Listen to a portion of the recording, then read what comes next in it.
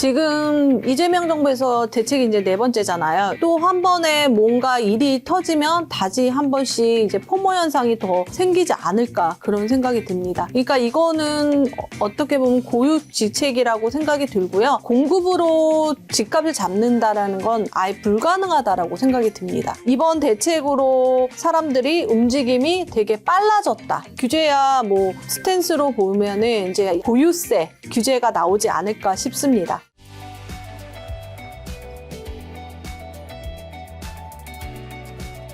자, 지금 오늘 촬영 직전에 아주 뜨거운 정부의 또 대책이 발표됐죠. 129 공급 대책인데 이것부터 여쭤봐요. 정부 129 부동산 대책 핵심부터 요약 한번 해주신다면요. 지금 서울에서 3.2만, 그다음에 네. 경기도 2.8만을 하겠다. 발표를 하는 거죠. 대부분 정부에서 공급 대책은 선발표 후 조치. 지금 그렇게 보면은 나와 있는 것들을 보면 새롭지 않다. 그렇게 반응을 하고 있습니다. 근데 이재명 정부에서 이번에 2번째 공급 대책이죠. 여러분 97 대책에서 어떤 곳을 했는지 기억이 나시나요? 잘 기억이 나지 않을 것 같습니다. 이것도 마찬가지로 근데 기억은 나요. 2020년 8월 4일 문재인 정부 때 발표했던 그 리스트 거의 다가 70% 거의 동일하다라고 얘기를 하더라고요. 이제 나온 거죠. 자, 말씀하신 이번 대책이 과거 문재인 정부의 84 대책과 입지가 70%나 겹치는 지적이 있는데 과거에 무산되었던 사업이 이번에는 정말 성공할 수 있는 건가요? 이게 정부가 한다 해서 다 할 수 있는 건 아니잖아요. 무산되지는 않았고요. 대부분 하겠다라고 발표를 했는데 그때 이제 84 대책, 그러니까 딱 6년 전이죠. 거기에 한 곳도 입주를 하지 않았다. 그러니까 착공도 하고 분양도 한 데도 있어요. 근데 그렇게 많지는 않고요. 근데 입주는 그러니까 발표는 했지만 6년 동안 입주는 할 수 없겠다. 이번에도 입주는 할 수 없겠다. 이런 것들을 느끼게 될 것 같아요. 근데 이제 전문가분들이 또 알맹이 없는 대책이라는 이런 얘기 많이 한 우리가 나온 이유는 뭘까요? 이게 이제 제가 방금 농담 삼아 얘기했는데 네. 신랑이 결혼하겠다고 발표를 했는데 신부는 어리둥절. 그렇게 되는데 그런데 또 찬성하는 지자체도 있다라는 거죠. 그러니까 서울시 같은 경우에는 반대, 공공만 하지 말아라. 민간도 하자. 이런 것도 있었고, 노원구의 이제 태릉 CC 같은 경우는 단골 손님이에요. 거의 단골처럼 나오는데, 이번에 노원구청장님께서 뭐, 어떻게 잘해보겠다. 뭐, 이렇게 얘기를 했죠. 그리고 지금 좀 재미났던 거는요, 과천에 이제 그 경마장이 지정이 됐잖아요. 근데 그게 사실 과천 그 신도시 발표할 때 바로 붙어 있어요. 근데 그때는 하지 않고 지금은 한 거죠. 근데 더 재미난 건 의왕시에서 반대를 하는 거예요. 그래서 이게 의왕시 땅인가? 라고 생각을 했더니 교통체증을 바로 의왕시가 받기 때문에 그렇게 반대하는 목소리도 되게 많다라는 거죠. 요즘처럼 환율도 급등하고 이 위험한 시기에는 몰라서 못 받고 있는 돈부터 다 챙기는 게 진짜 중요하거든요. 그래서 저도 요즘 받을 수 있는 지원금들부터 다 챙기고 있는데요. 약정 지난 인터넷, 정수기, 휴대폰부터 카드 발급, 캐시백까지 가만히 두면 최대 148만원 손해인 겁니다. 갑자기 돈을 왜 줘? 이상한 거 아니야? 생각할 수도 있는데 이게 나라에서 정한 지원금이라 무조건 챙겨야 하는 거거든요. 근데 아무도 알려주지 않으니까 놓치는 사람들이 너무 많은 거죠. 방법도 너무 쉬운 게 아정당에 전화 한 통이면 설치 당일 바로 입금해주고 다른 곳보다 혜택이 적으면 차익 120% 보상까지 해줍니다. 심지어 365일 24시간 상담이 가능하니까 지금 받을 수 있는 지원금이 얼마인지라도 꼭 확인해 보세요. 참 아정당이 이사, 청소도 잘하는데 마음에 안 들면 전액 환불까지 해줘서 주변에서도 만족도가 높더라고요. 몰라서 놓치고 있던 이런 지원금부터 챙기는 게 진짜 재테크 아닐까요? 지금 말씀하신 대로 또 용산, 과천, 태릉 등 핵심 입지를 이제 정부에서 내세웠죠. 실제 입주까지 5년에서 7년 이상 걸릴 것으로 보이는데 그 사이에 발생하는 공백은 어떻게 메워야 할까요? 지금 공급에 대한 공백은요. 지금 3기 신도시로 메꿔야 됩니다. 97 대책 다시 기억을 더듬으면요. 거기 이제 3기 신도시의 땅을 민간에게 팔지 않겠다. 그러니까 LH가 시행하겠다. 시공은 뭐 같이 이제 컨소시엄으로 할 수 있고요, 민간에서. 그렇기 때문에 더 많이 빨리 하겠다라고 얘기했고, 최근에 이제 3기 신도시의 분양을 또 이제 LH에서 계획을 발표했거든요. 그래서 좀 속도를 높이면 그 공백을 조금 메꾸지 않을까 그런 생각은 들어요. 좀 더 빨리 할 수 있는 부분은 3기 신도시다라고 생각이 듭니다. 그리고 이제 정부는 영끌 대책이라면 가용한 모든 부지를 모았다고 하지만 실제 내년에 착공 물량 전체 5% 수준은 3천 가구 미만인데 이 정도 규모가 당장의 공급난을 해결할 수 있나요? 당연히 없죠. 이게 답정너처럼 얘기를 하게 되는데 이번에는 영끌이라는 단어를 썼는데 저번 문재인 정부에서는 발굴이라는 단어를 썼습니다. 이제 발굴 막 한다고 발굴을 했다라고 해서 그 리스트가 제가 정리를 다 해서 갖고 있거든요. 그래서 거의 발굴하다시피 뭐 200호, 뭐 300호, 이것도 뭐 동사무소, 주민센터 그 정도로 했고요. 여기서는 영끌이라고 했는데 최소가 이제 300세대 정도 이제 하남, 뭐 테니스장까지 이제 가져왔다라고 보시면 되겠습니다. 그래서 거의 발굴과 영끌을 하지만 당연히 내년에 착공을 하게 되면은 입주까지 여러분들이 생각할 때 한 5년 뒤에 입주를 생각하시면 빠르다라고 생각하시면 될 것 같습니다. 자, 국토부는 또 용산 국제업무지구에 1만 가구를 짓겠다고 하지만 서울시는 8천 가구가 한계라며 반대하고 있는데 이런 강대강 대치가 사업 지연의 원인이 될까요? 이게 원래 이제 8천 세대였다가 1만 세대 하면은 다시 그림을 그려야 되잖아요. 그렇게 되면 또 시간이 딜레이가 됩니다. 그게 있고요. 그리고 지금 뭐 1만이든 8천이든 여기서 여러분들이 생각할 때 대부분 동상이몽을 하고 있다라고 보거든요. 정부는 공급을요, 임대 플러스 분양으로 생각하고요. 저희는 분양을 받는다라고 생각하는 거죠. 나 저거 받으면 집주인 된다. 라고 생각하지만 정부는 여러 가지 다양한 방법으로 임대를 하고 있거든요. 지분 적립형이라든지 조금씩 돈을 내고 뭐 10년 뒤에 소유권을 가져간다라든지 아니면 임대를 쭉 살다가 그 다음에 분양을 하는 그런 방식도 있고요. 이거 다음에 바로 경기도 도지사이신 분이 발표를 하셨어요. 맞아.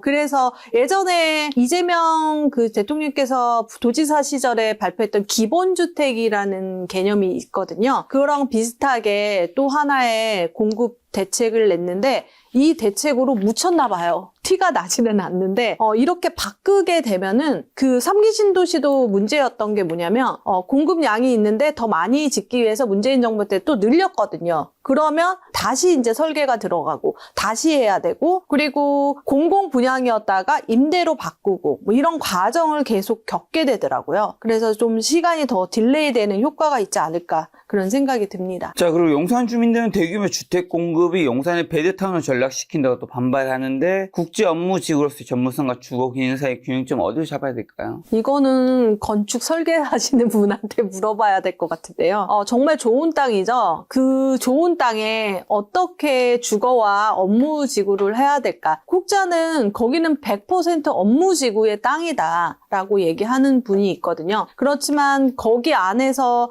어떤 지금 공급이 부족하다는 걸 잠재우기 위해서는 어떤 미끼 상품이 필요했지 않았나 그런 생각이 듭니다. 거기에 들어올 수 있는 사람은 단 지금 만약에 10,000세대를 한다면 10,000명밖에 안 되는데 만약에 업무직으로 하게 되면 몇십만, 몇백만이 그 혜택을 누릴 수도 있다라고 생각이 들거든요. 균형점을 잡는 거는 정말 어렵다라고 보시면 되겠습니다. 자, 또 태릉 CC 부지가 세계문화유산인 태릉 강릉의 역사문화환경보존지역과 겹치나 분석도 나오는데 세계유산 영향평가라는 높은 문턱을 정부가 넘을 수 있을까요? 이게 릉이잖아요. 네. 그러니까 한마디로 무덤이고 어떤 문화적인 가치가 있는 곳인데 발표할 때 국토부와 이 관련된 문체부는 다른 곳인가, 다른 정부인가 그렇게 얘기하는 데도 있더라고요. 그래서 집을 지을 때 저희가 이제 만약 문화재가 나오면 정말 올스탑 하면서 거기에 대한 가치를 따지게 되는데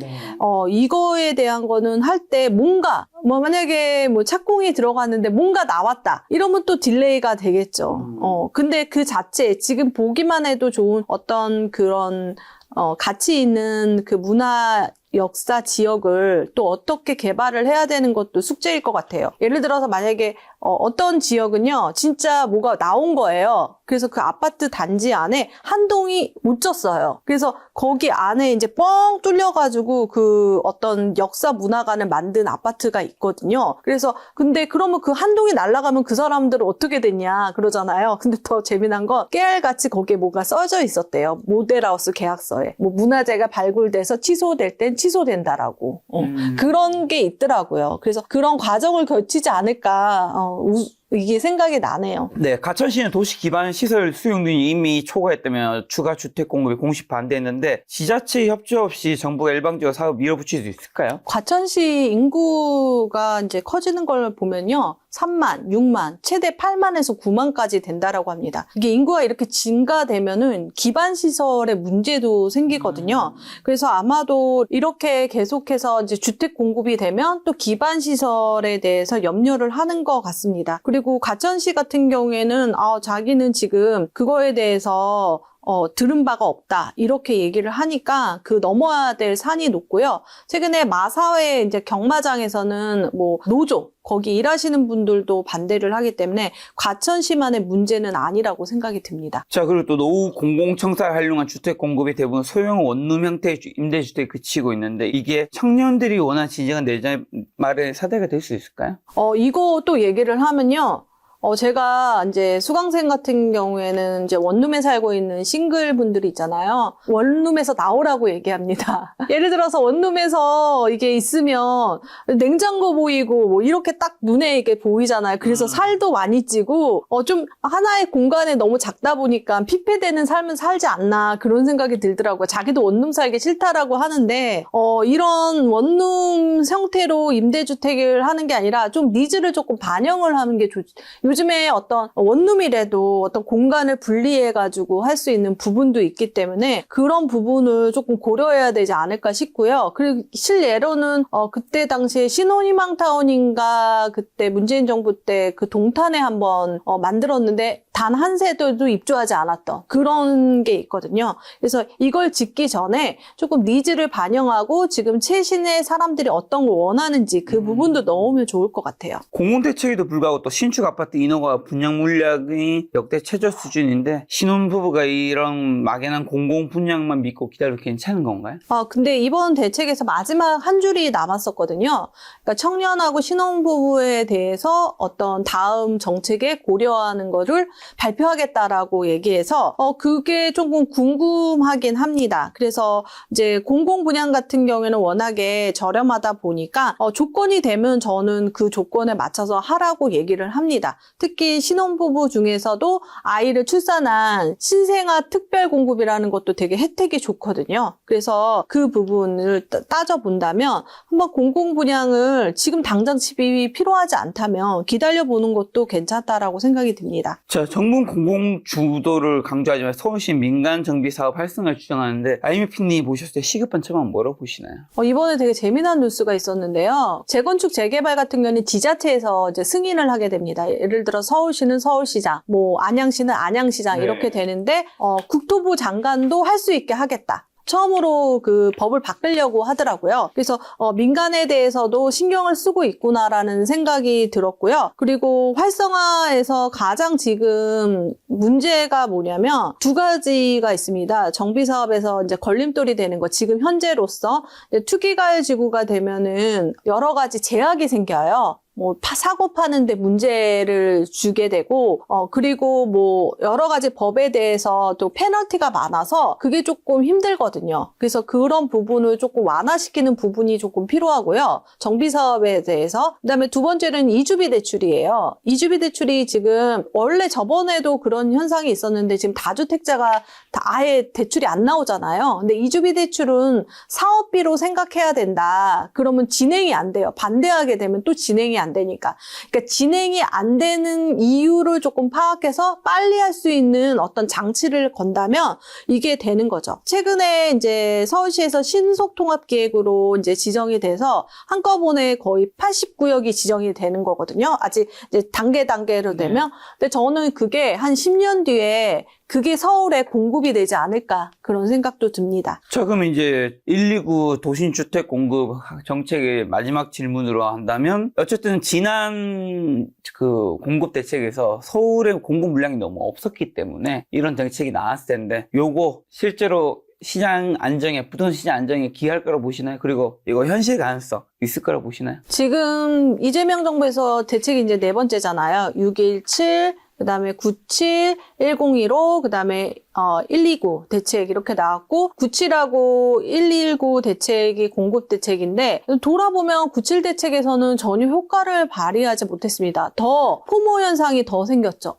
이제 없구나. 이제 할 수 있는 게 없구나라고 해서 사람들이 617 대책으로 잠잠했던 매수 심리가 더 일어났는데 이번에는 이제 129 대책이 나오고 이재명 대통령께서 그 SNS에서 계속 이제 얘기를 하다 보니까 그리고 또 계절적인 요인으로 조금 약간 이렇게 막 폭발적으로 수요가 증가되지는 않고 있어요. 그런데 이제 워낙에 지금 수요가 많은 상태에서 또 한 번에 뭔가 일이 터지면 다시 한 번씩 이제 포모 현상이 더 생기지 않을까 그런 생각이 듭니다. 그러니까 이거는 어떻게 보면 고유지책이라고 생각이 들고요. 정말 그 실효 가능성 같은 경우는 그 누구도 없다라고 얘기할 것 같아요.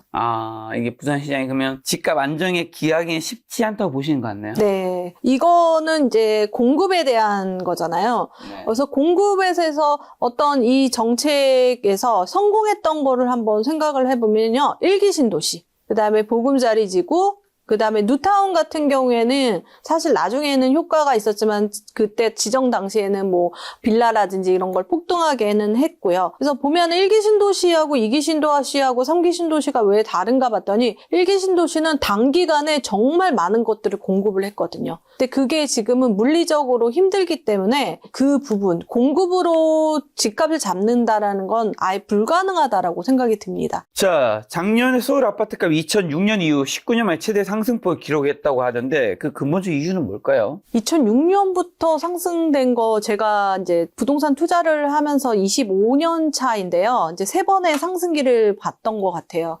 2006년도에 제가 이제 그 직전에 2005년도에 내 집 마련을 했고 그때 그 심정일 것 같고 그다음에 2021년도에 상승했다가 하락했다가 2023년부터 슬그머니 오르다가 작년에 이제 상승을 많이 하게 된 이유는 돈의 쏠림 현상이 생기지 않았나 생각이 듭니다. 지금 뭐 금값이라든지 뭐 주식이라든지 어떤 자산에 대해서 에셋 파킹하는 그런 마음이 들었던 것 같아요. 사람들이. 그 중에서도 부동산에 또 집중하지 않았나 싶고요. 그리고 어차피 하나를 사려면 똘똘한 한 채로 사야 된다라고 해서 작년 같은 경우, 재작년부터 작년 같은 경우에는 강남, 한강 벨트에 되게 집중이 됐다라고 하면 작년 말부터 올해 초까지는 한강 벨트를 넘어서 이제 갭매우기가 들어가면서 그 상승폭이 커졌던 것 같습니다. 자, 문재인 정부 시절에 최고치마저 갈아치운 이번 상승장이 혹시 과거의 그 폭등기와 뭐가 다른 걸까요? 차별화된 지점이. 그때 같은 경우에는 규제를요, 하나씩 하다 보니까, 이게, 풍선 효과가 진짜 많이 생겼어요. 근데 지금 같은 경우에는 정말 핵폭탄급이라고 얘기할 정도로 이렇게 폭탄을 터뜨렸는데도 불구하고 사람들이 집을 사는 욕구는 잠재우기가 정말 힘들다라는 게 조금 다른 것 같아요. 좀 쉬었다 가는 것도 있었거든요. 그러니까 예를 들어서 규제가 있어도 최소한 한 3개월에서 6개월은 좀 쉬었다가 사람들이 어떤 내 집 마련에 대해서 어쩔 수 없이 하게 되는 부분이 있는데 지금 같은 경우에는 바로 정책이 나옴에도 불구하고 한 달 만에 바로 움직이는 정보의 양도 다르고 그리고 그때 당시에는 집을 올라야지 이제 산다. 그런 거보다는 이제 실거주의 의미가 되게 깊었는데 이번에는 지금 사지 않으면 더 비싼 값에 사게 된다. 이런 게 진짜 팽배한 것 같습니다. 자, 그리고 또 작년에 송파구가 상승 1위를 차지하고 강진구, 성동구, 한강벨트 지역이 두 자릿수 상승률을 기록했는데 그 이유랑 그 열기는 올해도 이어지는 건가요? 한강벨트의 강세는 정말 좋은 걸 하나를 사야 되겠다. 다음에 사는 거는 거의 불가능이다. 라고 하면서 첫 번째 살 때 잘 사야 된다. 그리고 어떤 트로피 아파트에 대한 인식이 많은데요. 지금 놀라웠던 건 성동구에 전화를 했더니 지방에 있는 분이 성동구에 어디인지도 모르고 계좌를 썼다. 뭐 이런 얘기를 들었거든요. 그러니까 그런 게 되게 강했던 거죠. 마포구를 산다, 뭐 성동구를 산다. 강남은 조금 사기 어려웠고요. 그때 토어제였기 때문에. 그렇기 때문에 토어제를 묶다 보니까 갭 투자로 이제 지방의 수요도 올라오고요. 그리고 이제 거의 물건들이 솔드 아웃되고 20억이 넘다 보니까 이제 대출이 이제 안 되잖아요. 2억밖에 안 되니까 지금 20억이 넘는 시장은 진짜 잠잠해요. 마포 같은 경우는 정말 잠잠하고요. 여러분들이 그 기준점을 보면 10월 15일 이후에 거래가 됐는지 안 됐는지를 파악하시면 됩니다. 그때 이후부터 이제 서울이 전 지역이 토어제가 됐는데도 불구하고 지금 말했던 한강벨트는 강간이 되면서 신고까지만 거래는 그렇게 많이 이루어지지 않고 있고요. 그래서 작년 말부터 이제 시작했던 이제 성북구, 그다음에 관악구, 노원구로부터 그리고 경기권에서는 광명, 수지, 그다음에 평촌 이런 데가 지금 열기가 이어지고 있다라고 보시면 되겠습니다. 자, 그러면 정부에서 6.17, 9.7, 10, 15 지금 129 나온 지 얼마 안 됐지만 이때 대책이 나왔는데 현재 부동산 시장 수도권의 집값 상황 어떻고 사람들이 심리 어떤가 실제로 공인중개사를 운영하고 계시죠? 네. 그래서 공인중개사를 운영하다 보니까 정말 투자자였을 때랑 너무 다른 시장을 보게 됐습니다. 너무 재미있고요. 사람들의 움직임을 정말 보면서 제가 농담 삼아 종군 기자가 된 것 같다. 예전에는 카더라. 요즘 사람들이 이러고 있습니다. 라고 하지만 저는 실제적으로 그 전쟁터에 있는 기분이거든요. 6.17 대책 같은 경우는 재미난 건 금요일 오후에 발표를 했습니다. 그때 당시에도 저도 6월 27일 이후 28일 토요일에 집을 보고 계약하려는 사람이 많았습니다. 근데 거기서 딱 중지가 된 거죠. 거기서 중지를 안 때리면 폭발을 하겠다라고 생각하셨던 것 같아요. 그래서 잠잠은 해졌습니다. 다 이제 수도권에 6억 이하까지만 대출이 가능하다라고 했으니까. 한번 마음은 이제 쫄렸지만 그러다가 이제 대책이 나오면서 9.7 대책이 나오면서 별거 없다. 하면서 갑자기 매수 심리가 터지면서 안 되겠다. 그 9월 7일 이후에도 갭 투자가 진짜 많았거든요. 갭 투자를 하면서 10월 15일 날 전까지 이제 갭 투자를 해야 되는 상황이었기 때문에 10월 15일 날도 정말 지방에 계신 분들이 전화가 빗발쳤어요. 자기는 거주하지 못하기 때문에 이제 갭 투자를 할 수 있는 부분을 이제 보게 된 거죠. 그렇게 해서 이제 10월 15일 이후로 이제 갭 투자가 막히고 실수요자만 들어오는 시장에도 불구하고 그러면 실수요자들이 시장에 누가 남아 있었냐면요. 지금 현금이 별로 없는 생애 최초 분들이 남아 있었던 거죠. 그분들은 거의 규제를 받지는 않았습니다. 그러니까 70% 대출이 가능하기 때문에. 그래서 제가 한 인스타에 한번 올린 적이 있는데요. 1억대로 서울 아파트 매수 가능이라니까 깜짝 놀라는 거죠. 정말? 근데 가능하거든요. 그래서 그 금액대에 있는 것들이 사람들이 이제 몰려들기 시작한 거죠.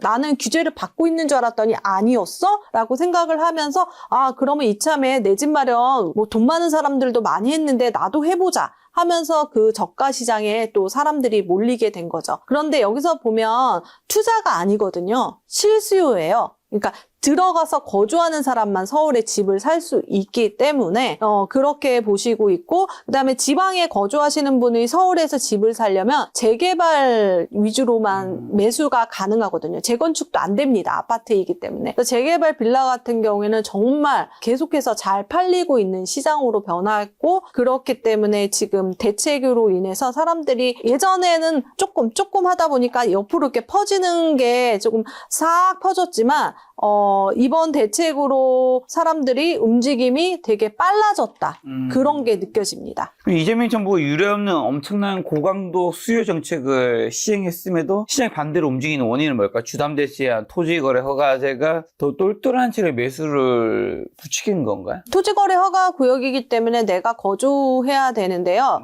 이게 지금 이따 뭐 질문에도 있지만 전세를 구하기가 너무 어렵다 보니까 울며 겨자 먹기로 지금 집을 매수하는데 저 이거 사도 될까요? 라는 질문을 많이 합니다. 그러면 지금 집이 없는데 어떻게 하시려고 해요? 그렇게 하다 보니까 네 그러면 사야 되겠죠? 하라고 하는 거지 똘똘한 한 채의 의미는 없고요. 지금 집이 있어서 산다라고 보시면 되겠고, 주담대 제한 같은 경우에는 고가 시장에 이제 제한이 됐습니다. 제가 15 대책에서 6, 4, 2, 그러니까 6억, 4억, 2억 대출이 나오면서 딱 느껴지는 게 15억 언더 시장이 가겠다라고 생각했거든요. 처음에 9억에서 15억 사이에 신축 아파트 위주로 가다가 이제 준신축으로 가게 되고, 거기서 이제 그 물건에 대해서 이제 자기가 살 수 있는 부분을 따져보는 거죠. 그래서 6억 이하 시장도 지금 많이 팔리고 있습니다. 자, 그리고 또 대출 규제 영향이 적은 비수도권 하락하고 서울만 폭등하는 이 부동산 양극화의 끝은 어디일까요?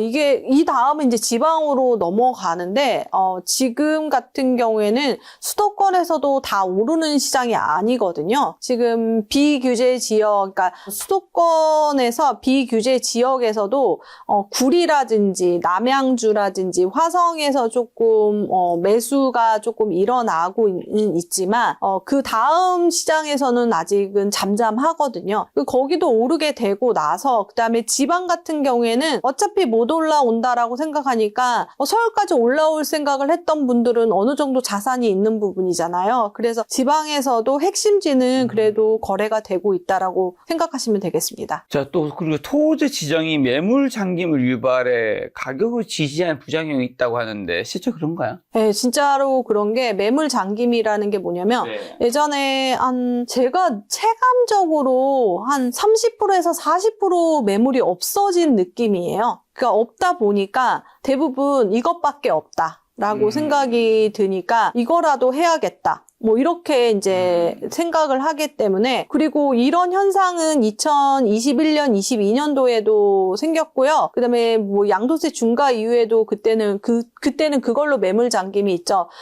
거래만 했다 하면 무조건 신고가. 없으니까 이런 게, 그러니까 없어서 가격이 상승하는 부작용을 보이고 있습니다. 자, 그럼 이제 129까지 나온 상황에서 향후 이재명 정부의 부동산 정책을 전망해 주시나요? 추가적인 부동산 규제 뭐가 남았죠? 규제야 뭐 아마 이제 스탠스로 보면은 이제 양도세 중과 유예는 절대 없다라고 했고요. 그리고 나서 이제 토끼몰이를 했으니까 그 다음에 해야 될 건 아마도 보유세 규제가 나오지 않을까 싶습니다.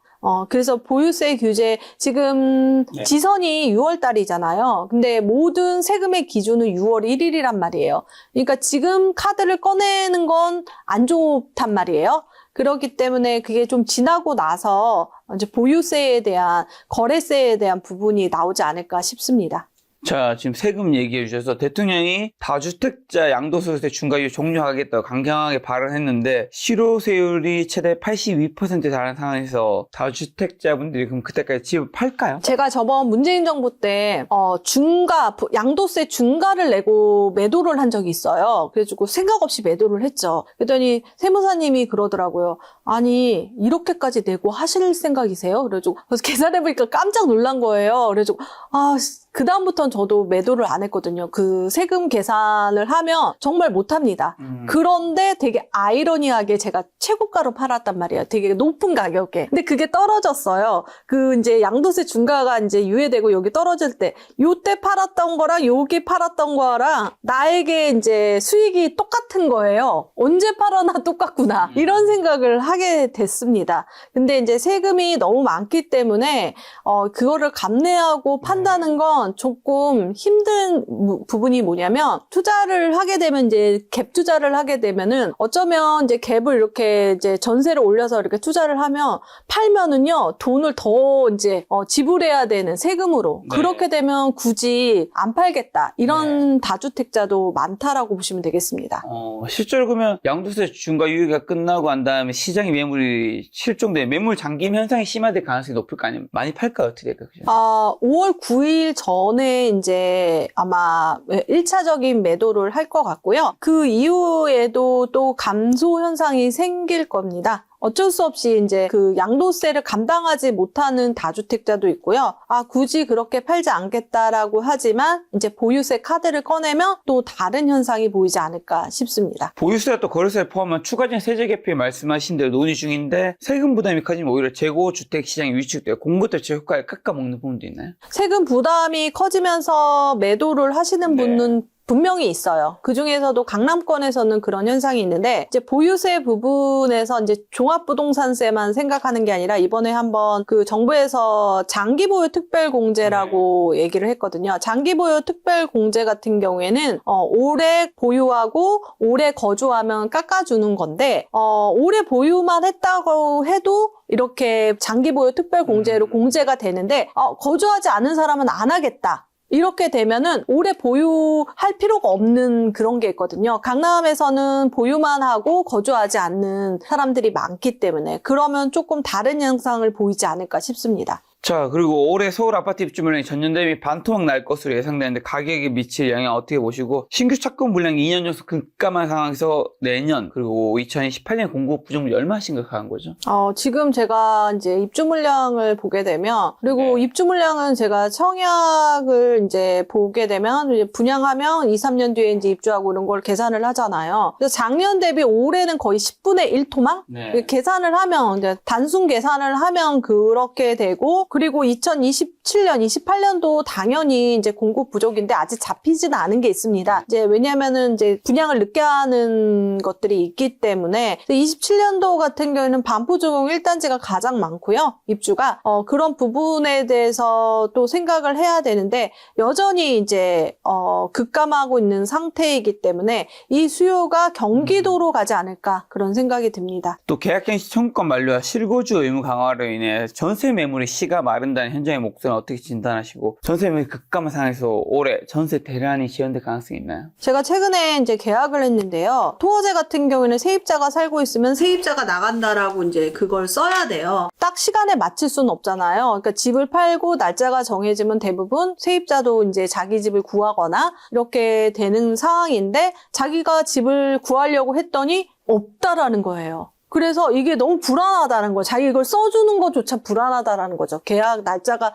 이제 그 잔금 날짜가 됐는데도 불구하고 그 정도로 지금 전세가 국지적으로 너무너무 없고, 근데 아이러니하게 강남이 지금 전세값이 떨어지고 있습니다. 예를 들어서 그 송파에 이제 분양도 있었고, 그리고 이제 고교 입시 제도가 바뀌면서 탈대치화라고 이제 농담 삼아 그런 얘기도 하는데, 그러다 보니까 지역마다가 다르지만 특히 지금 같은 경우는 수도권도 이제 전세 매물이 없어져서 전세 대란은 계속 이루어지는데, 전세 대란이 생기면 그 다음에 뭐가 들어오냐면 월세 폭등이 생긴다고 보시면 되겠습니다. 주택산업연구원에서 예측하는 그러면 올해 서울 전세 가격 4.7% 급등설 어떻게 보시나요? 이렇게 보고서를 이제 내면은 여러분들이 꼭 보셨으면 좋겠습니다. 그거가 거의 이제 맞다라고 보시면 돼요. 이분들이 그냥 하는 게 아니라 통계적으로 하고 어떤 정치적인 맥락이 아니라 자신네들의 어떤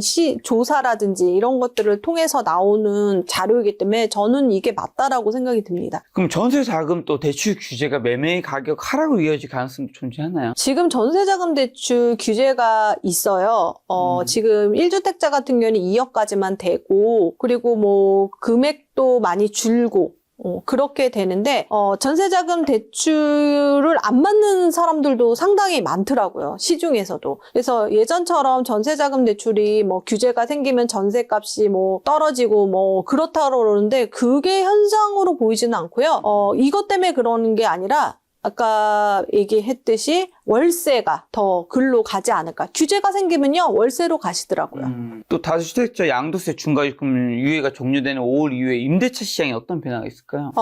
지금 우리 그 전월세 시장의 공급자는 이제 2명이잖아요. 네. 정부랑 이제 다주택자인데, 네. 이제 다주택자 같은 경우는 만약에 매도를 하게 되면 임대차가 줄어드는 거죠. 그렇기 때문에 당연히 임대차 시장에는 다주택자가 많이 매도를 하면 임대차 시장에 영향이 있다라고 생각이 듭니다. 자, 그럼 이제 어떻게 보면 결론을 여쭤보는 건데, 공급 부족 문제, 전세 시장 불황에 맞물려 더 큰 폭의 집값 상승을 불러올 수 있다는 우려가 있는데, 올해 수도권의 부동산 매매 전세 시장 가격 어떻게 보시나요? 수도권에서는 지금 한강벨트를 빼고 난 서울 지역의 저가 시장 같은 경우에는 계속해서 매수세가 이어질 것 같고요. 그리고 지금 수도권에서는 지금 광명, 수지, 안양 동안구요. 이쪽이 이제 규제 지역에서는 활발하게 이제 매물이 이제 거래가 되고 있어서 그 옆으로 이제 퍼지지 않을까 생각이 들고요. 비규제 지역인 이제 구리시, 그다음에 남양주 다산 신도시, 그다음에 화성의 동탄 신도시가 계속해서 활발하게 거래가 될 거라고 생각이 듭니다. 자, 서울의 또 핵심지와 외곽지, 노도광 등의 사이에 집값 격차 좀 굉장히 많이 벌어졌는데 올해 이거 갭매우기 가능성이 있나요? 지금도 벌어지고 있습니다. 노원구가 지금 가장 활발한데요. 노원구 중에서도 이제 7호선 라인, 네. 그리고 상계 재건축에 대해서 또 이번에 발표를 하면서 상계 재건축을 또 눈여겨보시는 분들이 있더라고요. 그렇게 되고 그다음에 도봉구 같은 경우에는 창동역 인근에 이번에 이제 창동역 인근에 있는 차량 기지가 이제 완전히 이제 진접으로 가게 되면 거기가 개발 가시화가 될 것 같고요. 그다음에 중량구 같은 경우에는 6호선 라인 쪽으로 이제 사람들이 서울 접근성이 좋은 6호선 라인 쪽으로 이제 가고 있습니다. 그리고 서울에서 그나마 내가 가성비 있게 살 수 있는 곳이 강북구이지 않을까 싶고요. 강북구 안에서도 이제 중구에 있는 업무지구로 이제 출퇴근이 가능하신 분들이 선택하고 있습니다. 자, 그러면 지방 부동산 집값은 좀 회복이 어려운 건지 지금이 기회인지 지방 시장의 반응 조건은 뭘까요? 지금 같은 경우는 서울 수도권만 보고 있어서 지방에 대해서는 모니터링을 하고 있지는 않는데요. 최근에 이제 부산 같은 경우 이제 저희 수강생 같은 경우에는 기다리다 집값이 떨어지냐 안 떨어지냐가 문제가 아니라 이제는 내 집 마련을 해야겠다. 그런 수요가 또 있거든요. 그래서 지방 같은 경우에서는 거주하기 좋은 곳에 이제 매수세가 있지 않을까 싶습니다. 거기도 마찬가지로 전월세가 부족하거든요. 자, 그렇다면 이제 수도권 기준으로 했을 때 무주택자, 1주택자 지금 어떻게 해야 되는 거죠? 무주택자 같은 경우는 철저히 자산 계산을 해야 되는 거죠. 대출 플러스 자기 자산으로 해서 자기가 매수할 수 있는 금액대 그리고 지역을 선택하는 게 가장 좋다라고 생각이 들고요. 1주택자 같은 경우에는 지금 규제가 있잖아요. 그래서 팔고 사야 되는 그 과정이 되게 복잡합니다. 특히 이제 토어제 자기 집을 토어제 약정서가 나와야지만 내가 살 수 있는 약정서를 쓸 수 있기 때문에 그 부분을 순서를 정하는 게 가장 중요하다라고 보시면 되겠습니다. 그러면 지금 무주택자면 집을 사야 된다고 생각하시나요? 무주택자분 같은 경우에는 꼭 집이 필요하신 분이라면 매수하셨으면 좋겠고요. 근데 좀 조심해야 되는 게 지금 오버슈팅 되고 있는 모습을 보이고 있거든요. 그래서 내가 이 가격을 그냥 단순히 집이 없어서 따라가야 되는 건지 내가 집값이 올라서 이거를 사야 되는지 이런 고민을 한번 해보셔야 되는데 저는 이제 집이 필요하신 분이라면 지금 당연히 그 상관없이 집을 매수하는 게 낫다라고 생각하는데 굳이 집이 필요 없는데 지금 아니면 못 산다 이런 마음으로 하시면은요 마음이 너무 힘들어져요. 만약에 가격이 떨어지고 저희가 2022년도에 그런 경험을 했거든요. 네. 그때 패닉 바잉이라는 게 유행이었잖아요. 근데 요즘 단어 중에 포모라는 단어가 유행이더라고요. 저는 그게 포모가 잘 몰랐는데 지금 안 사면 안 된다 이런 마음이 정말 마음을 괴롭게 하지 않을까 그런 생각이 듭니다. 말씀하신 대로 집값이 고점이라는 공포 또 남한테 잊혀지냐 포모 사이에 있는 무주택자분들이 많은데 어떤 조언을 좀 주고 싶으세요? 무리하지 않는 선에서 했으면 좋겠고요. 근데 지금 무리하지 않는 선에서 하게 되더라고요. 그래서 이제 단순하게 계산하면 6억 대출을 내면 내가 매달 280만 원 정도 낼 수 있는가? 그리고 3억 정도 대출은 140만 원 정도 내가 무리 없이 할 수 있는가? 이런 것들을 먼저 또 생각을 하고 시작을 해야 되는 거죠. 그리고 고점이라는 공포는 누구나 갖고 있는 것 같아요. 지금 살 때 항상 내가 신고가로 사게 되면 공포감을 있는데 그 공포감을 잠재우는 건 자신이라고 생각이 듭니다. 이걸로 인해서 내가 떨어져도 내가 이걸 견딜 수 있는 힘을 길러야 되지 않을까 생각이 들어요. 자, 그럼 서울 경기도 아파트 관련해서 현재 시점에서 가장 잠재력 가진 지역 어디가 좀 있을까요? 지금 오르는 지역 바로 옆에를 보시는 게 제일 좋은데요. 수지구가 오르니까 기흥구, 그 다음에 안양 동안구가 오르다 보니까 만안구는 자체적으로 비규제로서 풍선 효과가 있었고요. 최근에 군포, 3번 신도시 같은 경우에도 이제 사람들이 거기를 이제 살기 좋은 택지 지구이기 때문에 보고 있고요. 노원구가 오르면 이제 의정부가 이제 슬슬 준비하지 않을까 그런 생각이 듭니다. 혹시나 그럼 좀 더 구체적으로 현금 5억, 10억, 한 20억 가진 분이라면 지금 어디를 보고 어떻게 해야 할까요? 당연히 20억은 강남권 아니면 한강벨트를 봐야 되고요. 강남권은 조금 힘들 것 같고 22억까지만 가능하니까. 그러다 보니까 그리고 마포, 성동도 22억으로는 조금 힘들고 그 구축 위주로 이제 봐야 될 것 같고요. 그리고 10억 정도 있으면 재개발 지역도 한번 같이 보는 거를 추천을 드립니다. 근데 약간 재개발 중에서 확정 재개발 같은 경우는 이제 10억 언더로 보게 되면은 이제 성남에 있는 재개발 지역도 한 개 보면 좋을 거예요. 현금 5억 정도 있으면 내가 대출을 한 6억을 받을 수 있는지, 3억을 받을 수 있는지 그거에 따라서 10억 언더로 보시는데 지금 6억 대출 나오는 그 물건 같은 경우에는 정말 빠르게 소진되고 있기 때문에 좀 더 빠르게 움직이셔야 됩니다. 자, 지금 같은 상황에서 상급지 혹시나 갈아타기 하시는 분들 시도할 때 가장 유의할 점은 뭘까요? 지금 상급지 갈아타기 하는데 제가 이제 플러스 2, 3억을 가지고 있어야 된다라고 생각이 듭니다. 네. 상급지를 가져갔을 때는 이제 2, 3억은 뭐 어떤 현금이 될 수도 있고요. 대출을 더 일으킬 수도 있는데 지금 대출이 그러니까 상급지로 갈 때 약간 더 줄어들게 되잖아요. 그러니까 자기 이제 자산을 가지고 있는 상태에서 하기 때문에 상급지 갈아타기가 좀 더 어려워졌기 때문에 돈을 현금으로 준비하셔야 된다는 거 그걸 보시면 되겠습니다. 한국은행이 기준금리 인하를 못하고 있고 앞으로 할 가능성도 좀 문구도 빼긴 했는데 향후 금리 향방이 부동산에 미치는 변수가 있을까요? 저는 이게 금리에 대해서는 그렇게까지 생각 안 했는데 이게 매가가 오르다 보니까 금액이 대출 금액이 이제 엄청 커지잖아요. 그래서 되게 민감해지는 상황입니다. 근데 이거보다 인하를 안 해서 달러 그러니까 미국하고의 그 관계 때문에 뭐 그 환율이 오르면 더 문제가 생기는 게 원자재 값이라든지 이런 게 더 힘들어지는 그게 더 미치지 않을까 그런 생각이 듭니다. 혹시나 그러면 이제 지금 부동산 시장과 관련해서 속지 말아야 하는 거 가짜 신호 아니면 뭐 이제 또 공중에서 운영하시는가 사람들이 어떤 좀 착각 이런 걸 하고 있을까요? 가짜 신호 중에서는 지금 실거래가입니다. 토어제 지역이다 보니까 실거래가가 늦게 뜰 수밖에 없어요. 제가 아무리 빨리 해도 4주? 그래서 여러분들이 이제 실거래가를 판단할 때 항상 부동산에 가서 지금 실거래가 안 뜨고요. 약정서 쓴 금액이 얼마입니까? 라고 물어봐야 돼요. 그걸 체크를 하셔야 되는 거죠. 아니, 내가 봤더니 10억에 돼서 10억짜리 물건을 사려고 했는데 어떤 11억에 나온 게 있는 거예요. 그래서 이거 1억 비싸서 안 사요. 라는 게 아니라 약정서 들어간 금이 12억인 거야. 이렇게 되는 거죠. 그리고 매도자분들도 좀 답답해 하세요. 매도자 이제 집주인 같은 경우는 도대체 얼마에 팔렸는지 깜깜이라고 합니다. 그 실거래가가. 그래서 그 부분, 그러니까 실거래가보다는 약정서를 쓴 금액, 그 가격이 되게 중요하다라고 보시면 되겠습니다. 아무래도 시차가 좀 있으니까요. 네. 자, 그리고 또 특히 지금 조심해야 되는 주택이나 올해 가장 위험한 부동산 투자는 뭐라고 보시나요?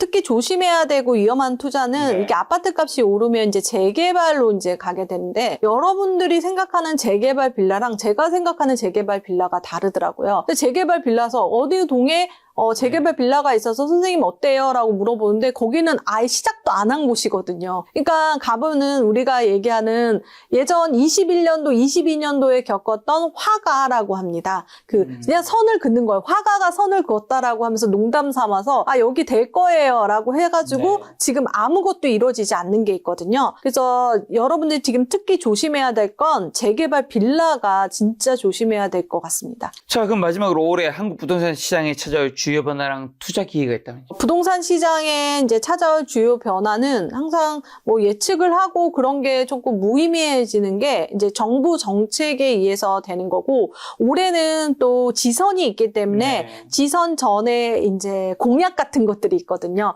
가짜 공약과 진짜 공약을 조금 여러분들이 판단을 하셔야 되고요. 거기에서 이제 투자 기회도 당연히 있겠죠. 그리고 이제 지선이 끝나고 나서 집값의 향방이 이제 이제 잡히지 않는다라면 고강도 정부 정책이 나올 거라고 생각이 듭니다. 거기에 또 대비하셔야 될 것 같습니다. 또 실제 공인중개사 운영하고 계시잖아요. 네. 사무실이 어디에 있죠?